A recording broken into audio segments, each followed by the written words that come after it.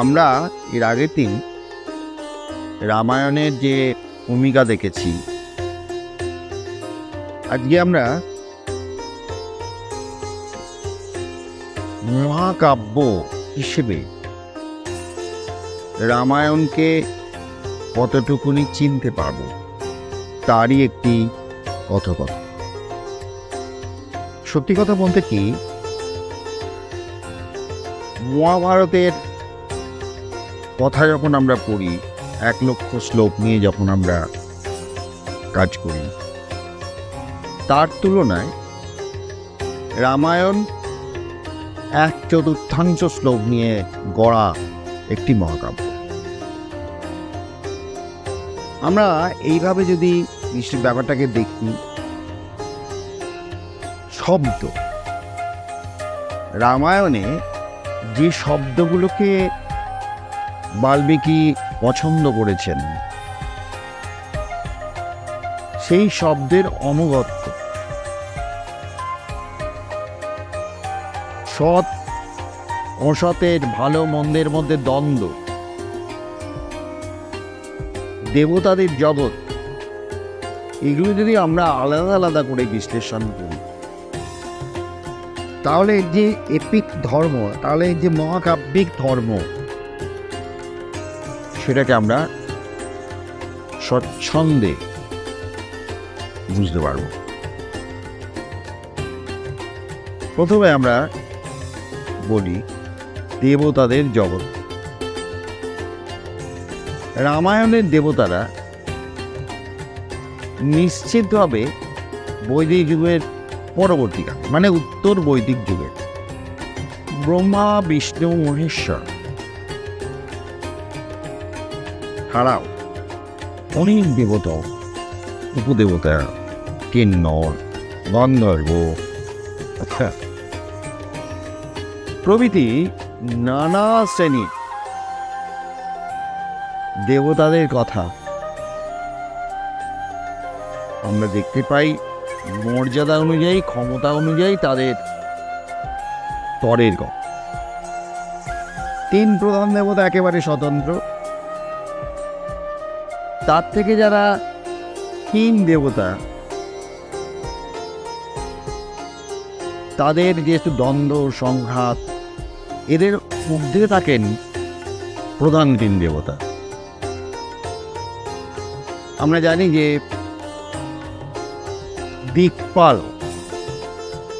দিকপালের বিশেষ মর্যাদা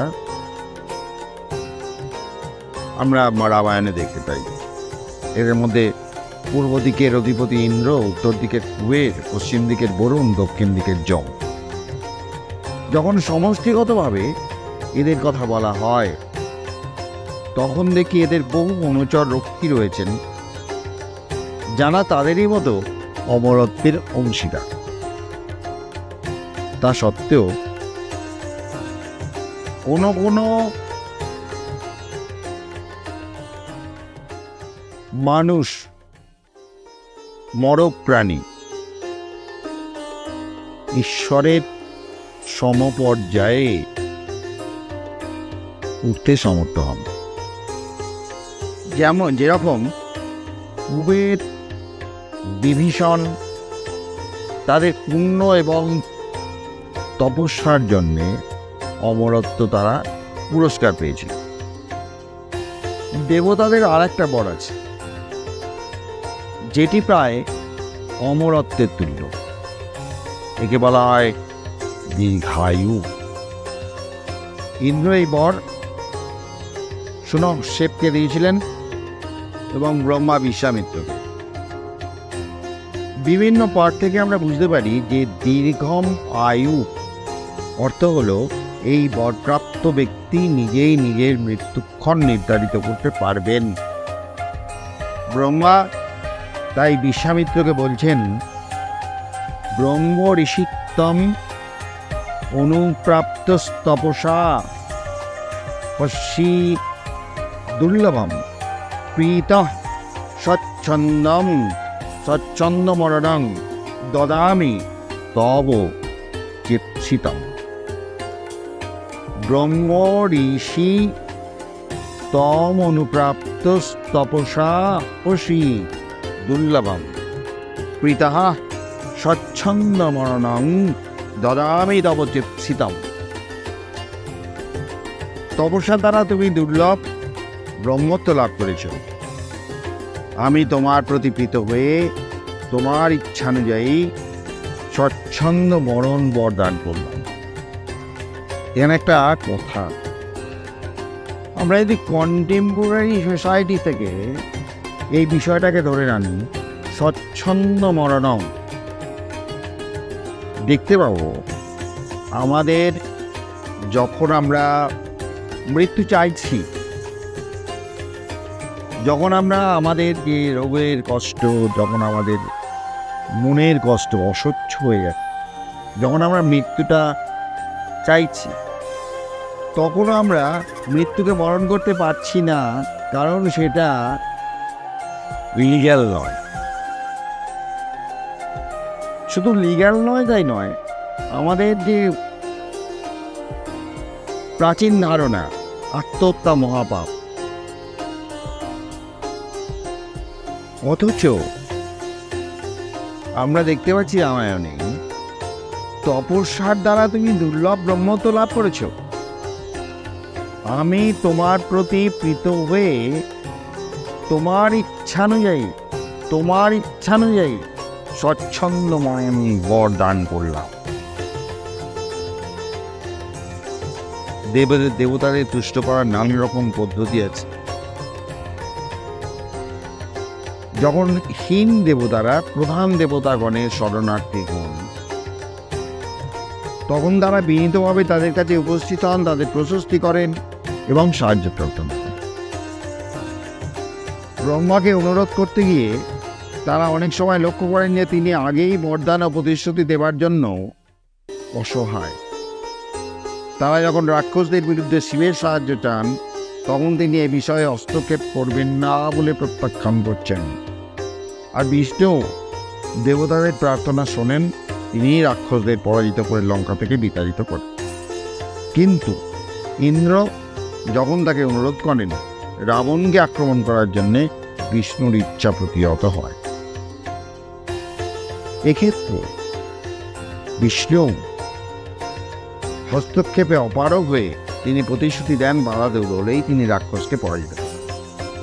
এই যে জায়গাটা, এই যে আমরা দেখলাম যে যারা মূল দেবতা, তাদের কাছে গিয়ে হীন দেবতারা তারা তাদের শরণাপন্ন হচ্ছেন, কিন্তু দেখা যাচ্ছে যে কখনো কখনো মূল যারা যেতেন দেবতা ব্রহ্মা বিষ্ণু মহেশ্বর, তারাও তাদের অসহায়ত্ব প্রকাশ করে ফেলছেন যে না, এটা সম্ভব না।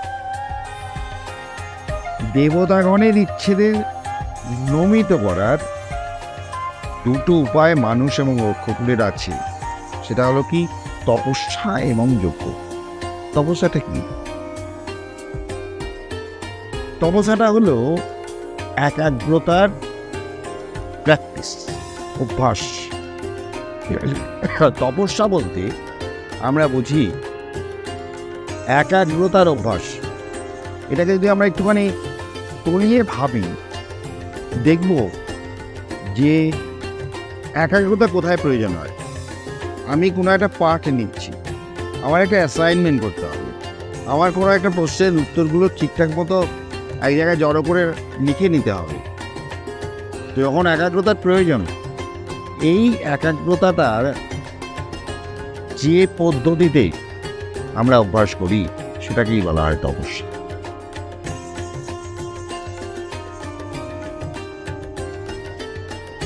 আর একটা যজ্ঞ, রিচুয়াল। এটা একটা রিচুয়াল। যজ্ঞ বেদি নির্মাণ করা থেকে আরম্ভ করে যজ্ঞে আহুতি দেওয়া পর্যন্ত বিভিন্ন স্টেপে যে যজ্ঞটা সংগঠিত হয়, সেই যজ্ঞ দেবতাদের উদ্দেশ্যে আমাদের মানে সাধারণের পৌঁছানোর একটা উপায়, দেবতাদের কাছে পৌঁছানোর একটা উপায়, এটাই আমাদের ধারণা। তপস্যা এবং যজ্ঞ। তপস্যাটা হচ্ছে, আমরা যদি একটুখানি তলিয়ে ভাবি, আর যজ্ঞটা কি? যজ্ঞটা হচ্ছে কর্মমার্গের একটা বিষয়। আমি রিচুয়ালি দেবতার কাছে পৌঁছতে চাইছি, তাই যজ্ঞটা করছি। তপস্যাটা আমি নিজেকে একাগ্র করেছি, নিজের কাছ থেকে বার হয়ে আমি দেবতাকে লাভ করতে চাইছি। তাহলে তপস্যা এবং যজ্ঞের মধ্যে একটা মূলগত পার্থক্য আছে। দুটো পদ্ধতিরই একটা সম্ভাবনা থাকে। ব্রহ্মা তপস্যার প্রভাবকে উপেক্ষা করতে পারেন না। মনে হয় তার সৃষ্টি তপস্যায় অংশ। শিব তপস্যা এবং যজ্ঞ দুটোতেই সাড়া দেন। বিষ্ণু দুটোতেই অবিচলিত থাকেন। ইন্দ্র এবং তার আহ্বানে দেবতারা তপস্যা এবং যজ্ঞ দুটোকেই ভয় পান, যখন তারা দেখেন মরপ্রাণী এদের প্রভাবে অধ্যাত্ম জগতে ঐশ্বরিক পর্যায়ে উন্নীত হতে অভিলাষী। তাহলে আমরা কি দেখতে পাচ্ছি? আমরা দেখতে পাচ্ছি যে ব্রহ্মা তিনি দুটোতেই সৃষ্টি তপস্যা, তার সৃষ্টি তপস্যার অংশ নিচ্ছে, দেখতে চান। আর শিব তপস্যা এবং যজ্ঞ দুটোতেই সাড়া দেন। আর বিষ্ণু দুটোতেই অবিচলিত। শিব যেরকম অবজ্ঞায় ভ্রান্ত রাবণের আহ্বান উপেক্ষা করেন, তা থেকেই বোঝা যায় তারা তাদের শ্রেষ্ঠত্ব বিষয়ে কতটা নিশ্চিত। তিন প্রধান দেবতারই বৈশিষ্ট্য এবং ভূমিকা খুব স্পষ্টভাবে নির্দেশিত। আমরা জানি ব্রহ্মার কথা আমরা প্রথমে পড়ব, তারপর বিষ্ণুর কথা, তারপর মহেশ্বরের। প্রথম ব্রহ্মা সৃষ্টিকর্তা। তিনি প্রজাপতি কুলের প্রাণীকুলের অধিপতি। তার প্রধান দায়িত্ব হলো, যা পরে আরো স্পষ্টভাবে দেখানো হবে, সেটা হলো বিশ্ব ব্রহ্মাণ্ডের শৃঙ্খলা রক্ষা করা।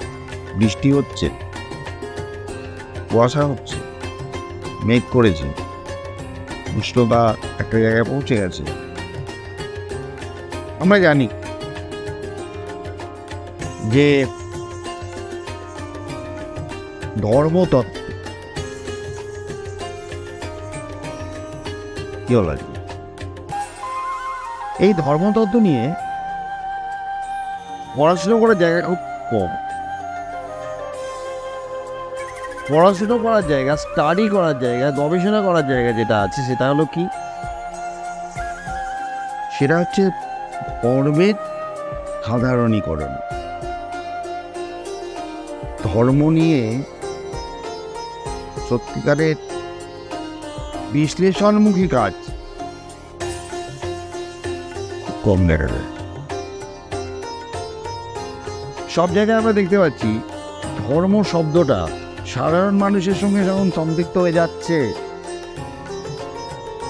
তখন ধর্মই তার জীবনের ওপরে একটা বড় প্রভাব ফেলে।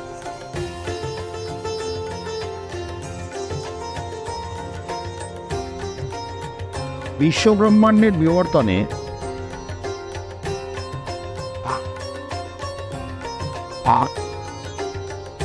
তিনি নিরপেক্ষ জীবনী শক্তি মাত্র নন। তপস্যার চাপে মর দেবার সময়ও তিনি তার বিবেক নীতিবোধ প্রয়োগ করেন। যখন তিনি লক্ষ্য করেন যে মনপ্রাণীর মধ্যে সত্যি অধ্যাত্ম আকাঙ্ক্ষা আছে, তখন তিনি তার বরদান প্রলম্বিত করেন, যতক্ষণ না সেসব কামনা বাসনা জয় করছে। আমরা এটা লক্ষ্য করি বিশ্বামিত্রের ক্ষেত্রে।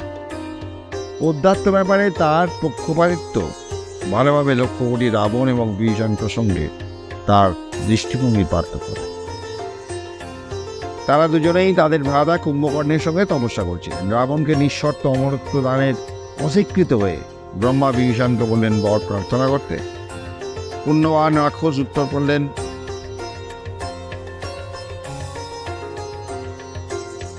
যা ইয়া মে জায়তে বুদ্ধির্যেষু জ্যেষ্ঠাশ্রমেষু চ সা সা ভবতু ধর্মিষ্ঠাং তং তং ধর্মঞ্চ পালয়ে। ব্রহ্মা হৃদয় স্পর্শ করে, তিনি এই বর দিতে দ্বিধা করেন না এবং সন্তুষ্ট হয়ে আরও বলেন, ইয়াস্মাৎ রাক্ষস জনৌ তে জাতস্য মিত্র নাশন না ধর্মে জায়তে বুদ্ধিরম বুদ্ধিমান অমরত্বং দদামিতে। যেহেতু রাক্ষস জনিতে জন্মগ্রহণ করেও অধর্মে তোমার বুদ্ধি গমন করেনি, সেই হেতু আমি তোমাকে অমর বর প্রদান করলাম। ব্রহ্মার বরের কোনো অন্যতা হয় না। যারাই বরলাভ করলেন তারা তাদের স্বভাব অনুযায়ী এর প্রয়োগ করেন। ফলপ্রকৃতি লোকের কাছে ব্রহ্মার বর দম্ভের বীজ, সর্বনাশের উপকরণ। পুণ্যবানের ক্ষেত্রে এই বর পরিপূর্ণতা আনে। ব্রহ্মা। বিষ্ণু। বিষ্ণু হলেন ন্যায় ধর্মের অবিসংবাদিত রক্ষক। তপস্যা এবং যজ্ঞ দিয়ে তার ইচ্ছাকে নমিত করা যায় না। রক্ষকুলের দম্ভ এবং ঔদ্ধত্যে তিনি বিরক্ত হন। রাবণের আবির্ভাবের পূর্বেই তিনি তাদের বিরুদ্ধে যুদ্ধ করেছেন এবং তাদের নির্জিত করেছেন। পরবর্তী ক্রেতা যুগে দশরথের নিঃসন্তানত্ব এবং ঋষ্যশৃঙ্গের যজ্ঞ তার মানব রূপে আবির্ভাবের মানসিক পটভূমি তৈরি করবে এবং এভাবেই তিনি রাবণকে পরাভূত করা শুরু। দেবগণ দুর্দশায় পড়লে বিষ্ণুর কাছে এভাবে প্রার্থনা করেন, ভয়স্য ভয় দয়স্মাকং নান্যস্তি ভবতা বিনা নুদৌতং নো ভয়ং দেব নিহারমেব ভাস্করা। আপনি ব্যতীত আমাদের অভয়দান করবেন এমন কেউ নেই। দেব, সূর্য যেমন হিম নষ্ট করে দেন, আপনি সেই রকমভাবেই আমাদের ভয় দূর করুন। তিন দেবতাদের মধ্যে সবচেয়ে রহস্যময় হলেন শিব। তার ক্ষমতা নিগুড়, তার দৃষ্টিভঙ্গি ধ্যান ধারণাও আমরা বুঝতে পারি। তিনি বশিষ্ঠের আশ্রম আক্রমণ করার জন্য বিশ্বামিত্রকে দিব্যাস্ত্রসমূহ দান করতেও দ্বিধা করেন না। মনে হয় তিনি মর প্রাণীদের মধ্যে পাশব শক্তির প্রকাশ এবং দ্বন্দ্ব আহ্বানের আস্ফালন দেখতে ভালোবাসেন। এটা এক ধরনের অ্যানালিসিস, এক ধরনের বিশ্লেষণ। এটা সবসময় সত্যি নাও হতে পারে। রাক্ষসদের প্রতি তার পক্ষপাতিত্ব বারবার প্রমাণিত হয়েছে। রাবণের শক্তি তিনি তারিফ করছেন। তার যুদ্ধ আহ্বানের প্রত্যুত্তরে স্ফীত হাস্য করছেন। মেঘনাদের যজ্ঞাহুতির সঙ্গে সঙ্গে তিনি সাড়া দিচ্ছেন।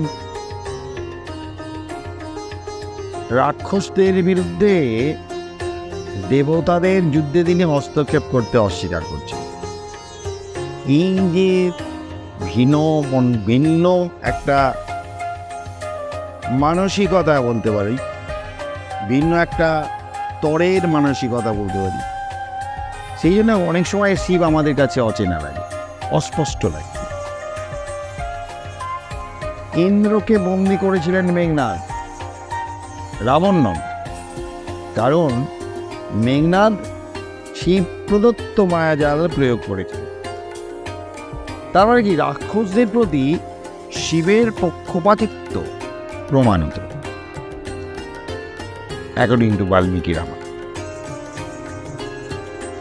অন্যদিকে রাবণ ব্রহ্মার বরে নির্বিঘ্ন হলেও নিজের অবস্থা সঙ্গীন করে তুলেছিলেন। আমরা দেখতে পাচ্ছি উত্তরকাণ্ডে শুনতে রাম অগস্ত্যকে যে প্রশ্ন করেছিলেন, এখানে আমরা তার উত্তরটা পেয়ে। রামচন্দ্র অযোধ্যায় প্রত্যাবর্তন করেছেন, রাজপদে অভিষিক্ত হয়েছেন। চারদিক থেকে মুনি ঋষিরা এসেছেন তাকে অভিনন্দন জানানোর জন্য।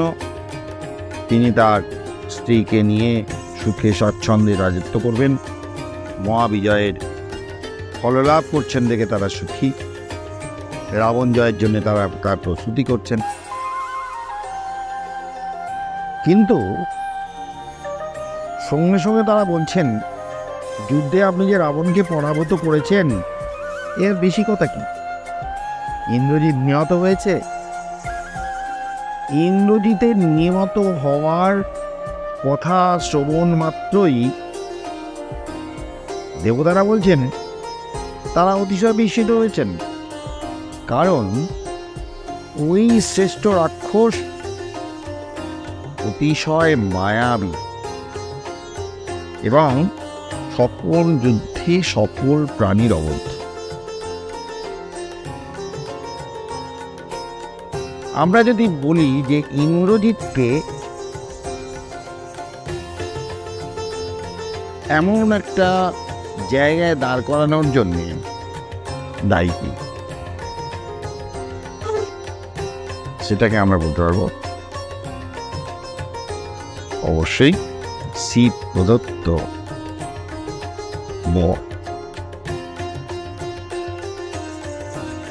আমরা দেখতে পাবো যে শিব ব্রহ্মা বিষ্ণুর মতো যথেষ্ট সামনে থেকে দেবতাকে যে সাপোর্ট করা, দেবতাদের যে নিয়ে কথা বলা, সেখানে আমরা শিবকে দেখতে পাচ্ছি না। আমরা দেখতে পাচ্ছি শিব স্মিত হাসছেন, রাবণের প্রতি তার দুর্বলতা, মেঘনাদের কাছে দেওয়া তার বর, ইন্দ্রের সঙ্গে সংঘাতে নিশ্চিতভাবে প্রমাণ হয় যে ব্রহ্মার বরের চেয়ে শিবের বর অধিকতর প্রভাবশালী, শক্তিশালীও বটে। এগুলি যে পৌরাণিক ঘটনাগুলো, এই পৌরাণিক ঘটনা কি নির্দেশ করে?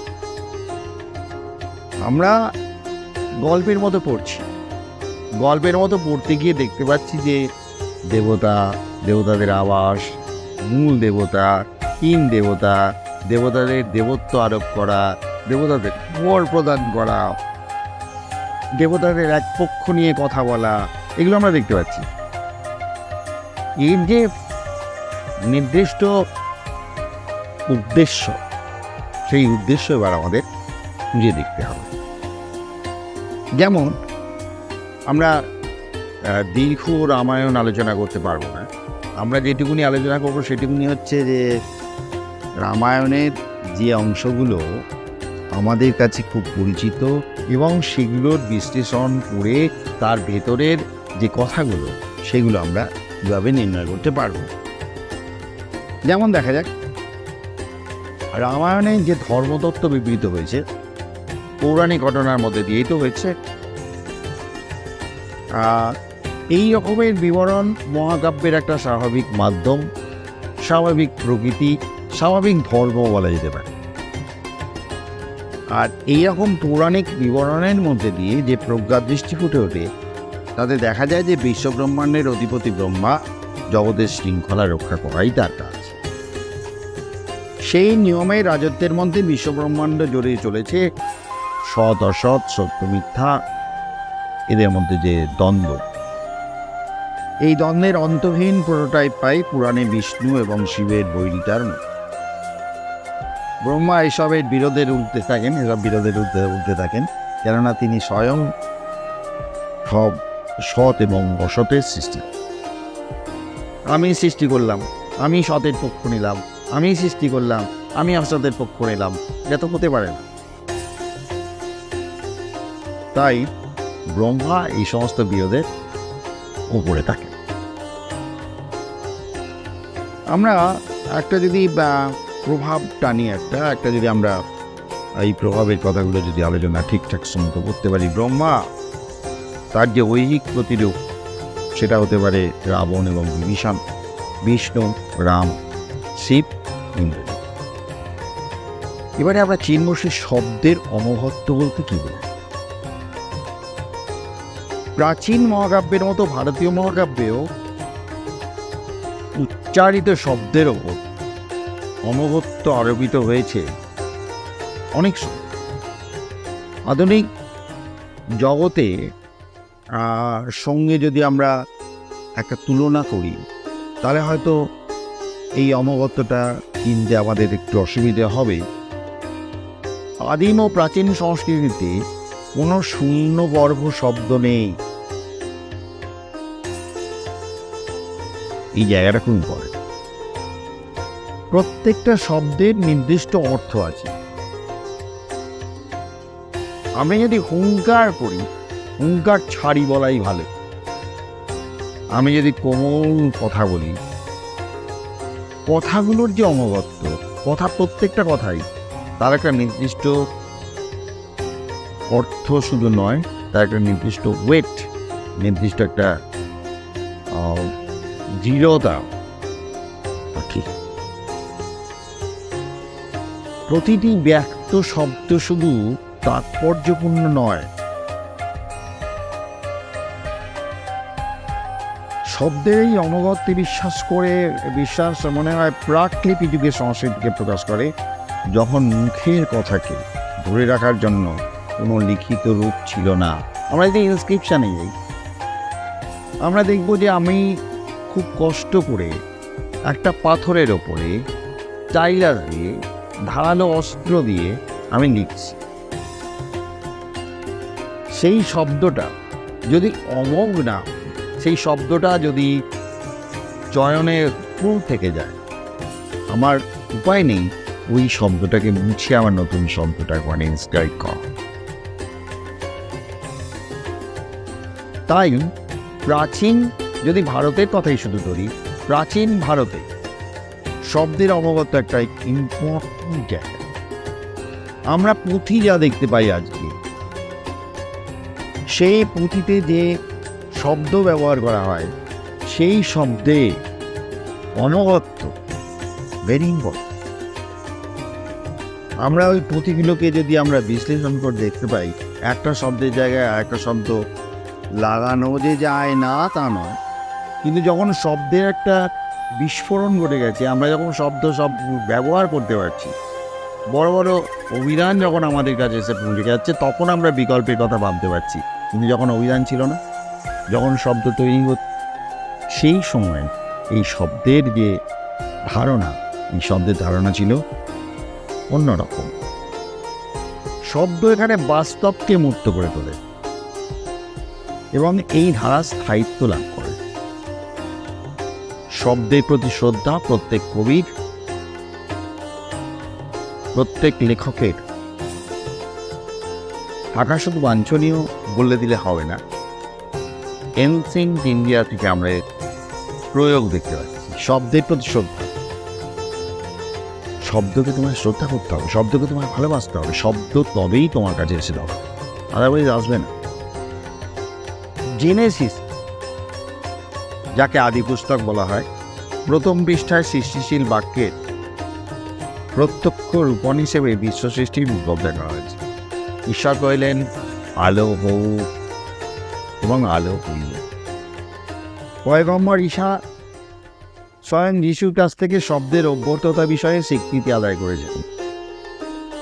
ঠিক বৃষ্টি এবং তুষার যেমন আকাশ থেকে নেমে এসে পৃথিবীকে সিক্ত করে ফিরে যায় না, বপ্তা বীজ বপন বৃদ্ধি করতে পারে, আহার্য সংগ্রহ করতে পারে, তেমনি আমার মুখনিশ্চিত বাক্য আমার ইচ্ছা পূরণ না করে, উদ্দেশ্য সিদ্ধি না করে শুধু শুধু আমার কাছে ফিরে আসে না। ক্লিয়ারেও দেখি জিউস ঘাড় নেড়ে যে প্রতিশ্রুতি দেন তা চরম। আমরা মানবিক ক্ষেত্রে দৈব বাক্যের এই কার্যকরত্ব লক্ষ্য করি সাপ এবং বোড়ের অমগত্যে। একবার উচ্চারিত হলে সে তার ফিরিয়ে নেওয়া যায় না। ভারতীয় মহাকাব্যের এটা হচ্ছে একটা অন্যতম পরিচিত থিম। আমি বলে ফেলেছি, সেটাকে ফিরিয়ে নেওয়া যাবে না। এখন আমরা শুনতে পাই যে মুখের কথা হাতের ঢিল, একবার ছুঁড়ে দিলে আর সেটা ফিরে আসে না। তার মানে কি এটা অমোঘ? আমি যে শব্দটা বলছি, একজন শিক্ষিত মানুষ তিনি সেই শব্দটার বিচার করেই শব্দটাকে প্রয়োগ করবেন। সেখানেই তার শিক্ষার প্রত্যক্ষণ। রামায়ণের শব্দশক্তির এই বিষয়টি সর্বব্যাপী। বাল্মীকি যখন রামায়ণ রচনা করছেন, আমরা মানে স্বচ্ছন্দে কল্পনা করতে পারি যে তিনি এই শব্দচয়নে তিনি এতটাই স্পষ্ট ছিলেন, এতটাই গভীর ছিলেন যে রামায়ণের কে আমরা যদি বলি শব্দের মহাকাব্য, তাহলে অতিরিক্ত কিছু বলা হবে না। এটাই হলো রামায়ণে শব্দের অনবদ্য। এবার এই যে এটার আমরা বিচার করব পরের দিন, ব্রহ্মার বাক্য ইত্যাদি, তখন আমরা দেখতে পাবো এই অবগত্য, শব্দের অবগত্যটা কত বিস্তৃতভাবে, কত ইন ডেপথ রামায়ণের মধ্যে সম্পৃক্ত হয়ে গেছে।